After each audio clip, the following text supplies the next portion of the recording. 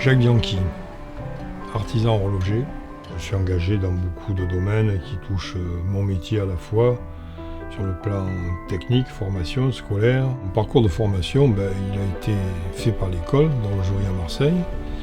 Dans les années 57, 58, 59, j'ai fait donc 3 ans de formation à l'école d'horlogerie.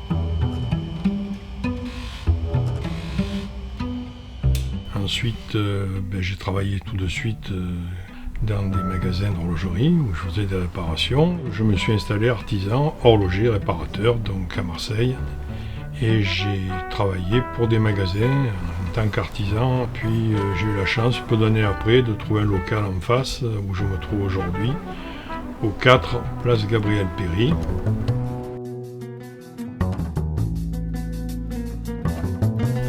Et là, j'ai commencé à travailler tout seul, puis avec un compagnon, comme on dit dans notre jargon des artisans. Et puis j'ai développé petit à petit, au fil de mon expérience, au fil des marques avec lesquelles j'ai eu des contrats de réparation. Et j'ai développé l'activité, toujours au service de la montre et de l'heure, c'est-à-dire des pendules, des horloges, tout ce qui pouvait donner l'heure.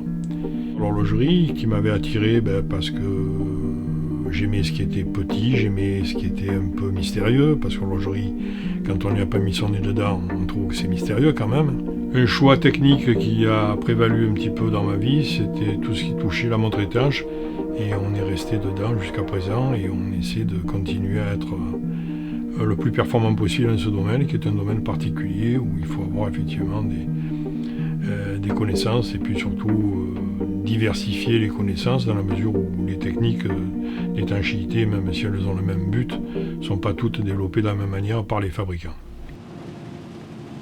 Dans l'expérience professionnelle, il faut dire qu'on a parfois des challenges à remporter, et j'en ai connu quelques-uns. C'est le vécu que j'ai eu à travers tous les gens qui ont fait de la plongée sous-marine et qui ont travaillé dans le milieu de la plongée sous-marine et des travaux sous-marins. L'équipe Cousteau, avec qui j'ai travaillé puisque c'était mes clients pour une grande partie, donc j'ai connu les plus grands là-dedans, j'ai connu un peu le commandant Cousteau, j'ai connu Claude Veschli, j'ai connu le capitaine du bateau, Albert Falco, j'ai connu tous ces gens-là. À travers eux, je voyageais, je vivais à travers le monde et les expériences qu'ils avaient et leur retour avec des montres qui étaient à restaurer, à réparer, à remettre en état ou qui avaient pris l'eau, ça peut arriver.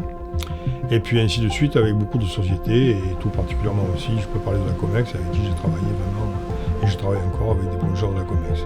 La passion, bien sûr, m'a entretenu, m'a poussé à aller vers de l'avant, et puis j'avais surtout envie d'avoir beaucoup de gens qui travaillent autour de moi, à côté de moi, donc j'ai développé l'entreprise. Et je suis heureux de voir que, d'une part, les professionnels s'y intéressent beaucoup, mais les gens qui aiment la montre s'y intéressent avec beaucoup de compétences, parce que j'ai des gens qui, parfois, dans certains domaines, non pas techniques, mais des connaissances de type de mécanisme qui existent dans certaines marques ou autres, sont capables de vous en parler et de développer des conversations à ce sujet. Si je vous dis que je suis né en 40 et que je travaille encore, et ça me fait 76 ans, vous comprendrez que vous parlez de passion, et c'est presque inutile. Tout le monde l'aura compris, si je n'étais pas passionné, je ne serais plus là.